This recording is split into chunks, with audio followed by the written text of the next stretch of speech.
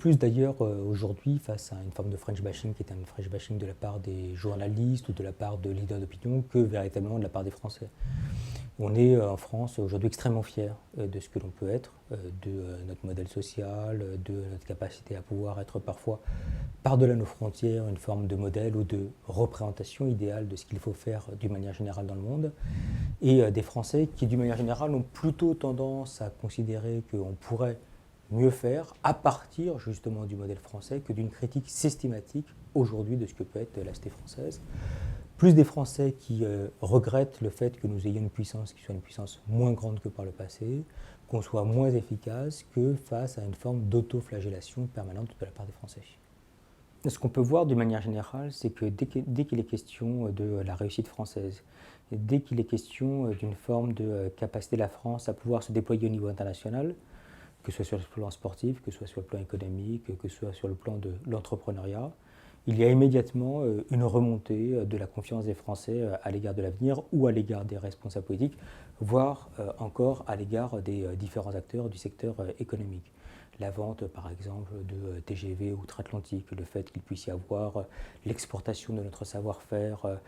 dans certains pays d'Afrique, la vente de centrales nucléaires, par exemple, dans l'Asie du Sud-Est, tout ceci participe de la fierté française et fait en sorte que cette France, qui est une France dont on a le sentiment que sa présence au niveau international est moins importante qu'aujourd'hui, a encore un message à exprimer, qui est un message économique, qui est un message de la réussite, qui est un message de l'excellence, mais qui est également un message global autour des valeurs de la cité française.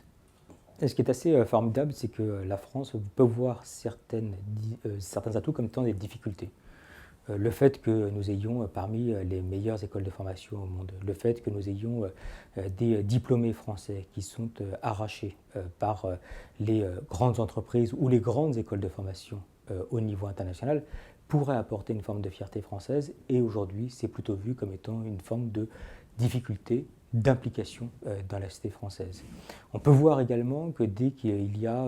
un échec, notamment sur le front de ce qui a été la politique traditionnelle de la France, ou en tout cas la politique économique traditionnelle de la France. En matière, par exemple, d'industrie, c'est immédiatement perçu comme étant un drame, parce qu'une forme de désocialisation au niveau local. En revanche,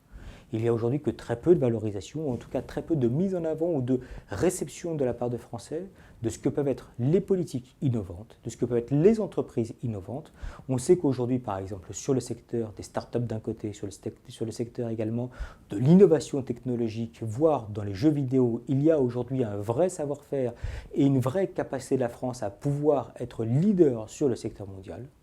Qui le sait aujourd'hui? Comment ceci est valorisé dans la cité française? Très peu. Et vous pouvez avoir le même jour des annonces de perte d'emplois dans le secteur industriel et de création d'emplois ou de remport de prix ou de marché de la part d'un secteur qui est un secteur innovant. Les Français vont vraiment entendre la première partie des nouvelles et pas du tout la deuxième partie des nouvelles. Et d'ailleurs, on peut voir que souvent, les responsables politiques vont beaucoup plus mettre l'accent sur la perte d'emploi que sur le gain de marché ou une activité qui apparaît comme étant productrice.